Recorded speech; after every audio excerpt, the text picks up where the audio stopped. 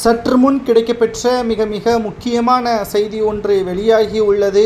OPS அவர்கள் தொடங்கிய எம்ஜிஆர் முன்னேற்ற கழகத்தை தற்பொழுது அடுத்த கட்டத்திற்கு கொண்டு செல்வதற்காக மிகப்பெரிய ஒரு ஆலோசனை ஒன்றை செய்ய உள்ளார். தற்பொழுது அதிமுகவில் இருக்கக்கூடிய 40,500 தொண்டர்களை ஒரே நேரத்தில் கட்சியில் இணைப்பதற்கு மிகப்பெரிய அளவிலான ஆலோசனையும் திட்டமிடுதலும் வைத்திலிங்கம் முன்னாள் அமைச்சர் அதிமுகவின் மூத்த நிர்வாகியாக இருந்த பண்ருட்டி ராமச்சந்திரன் அவர்களது தலைமையில் இந்த ஆலோசனை இன்று மாலை நடைபெறும் என்ற தகவல் வெளியாகியுள்ளது.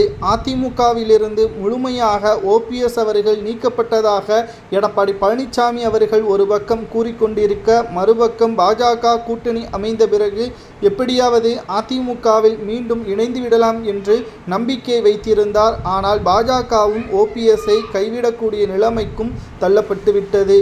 நாம் அதிமுகவில் இருக்கக்கூடிய தொண்டர்களை நாம் ஒருபோதும் நாங்கள் துரோகிகள் என்று கூற மாட்டோம்.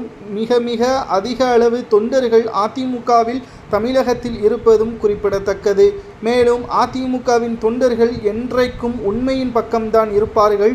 புதிய கட்சியை அதிகாரப்பூர்வமாக அறிவிப்போம், அதற்கு பிறகு என்ன நடக்கப் போகிறது என்பதை பார்த்து கொள்ளலாம் என்று கட்சியை பதிவு செய்வதற்கு முன்பாகவே இவர்கள் பேசியிருந்தார்கள். ஆனால் இப்பொழுது கட்சியை பதிவு செய்ததற்கு பிறகு சுமார் 45,000 அதிமுகவின் தொண்டர்கள் ஓபிஎஸ் அவர்களுக்கு கடிதங்களை கொடுத்திருப்பதாகவும் கட்சியில் இணைய திட்டமிட்டிருப்பதாகவும் பண்ருட்டி ராமச்சந்திரன் அவர்களுக்கு கிடைக்கப்பெற்ற தகவலை தான் நாம் பார்த்து கொண்டிருக்கின்றோம்.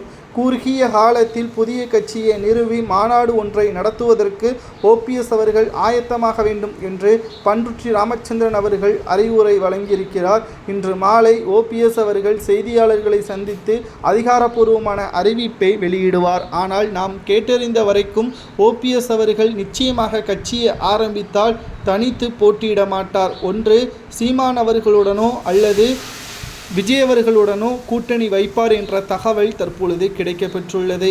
நிச்சயமாக ஓபிஎஸ் அவர்கள் எடுக்கக்கூடிய முடிவு சரியானதாக இருக்கிறதா அல்லது எடப்பாடி பழனிசாமி அவர்களிடம் மன்னிப்பு கேட்டு மீண்டும் அதிமுகவில் இணைந்தால்தான் ஓபிஎஸ்ஸிற்கு அரசியல் எதிர்காலம் இருக்குமா என்பதை உங்களது கருத்துக்களை கூறுங்கள். ஆனால் ஓபிஎஸ் அவர்கள் கூறுவது என்னவென்றால், எடப்பாடி பழனிசாமியை நம்பி எத்தனை முறைதான் தோல்வியே தழுவீர்கள், இதற்கு மேல் தோல்வியை தழுவினால் நிச்சயமாக அதிமுகவை இழுத்து மூட வேண்டியதுதான் என்று ஓபிஎஸ் அவர்கள் கூறியதையும் நாம் நேற்றே பார்த்திருந்தோம். தற்பொழுது 45,000 தொண்டர்களுக்கு மேலாக அதிமுகவின் தொண்டர்கள் ஓபிஎஸ் அவர்களது பக்கம் இணைந்தால் யாருக்கு செல்வாக்கு அதிகம் என்பதை கூறுங்கள்.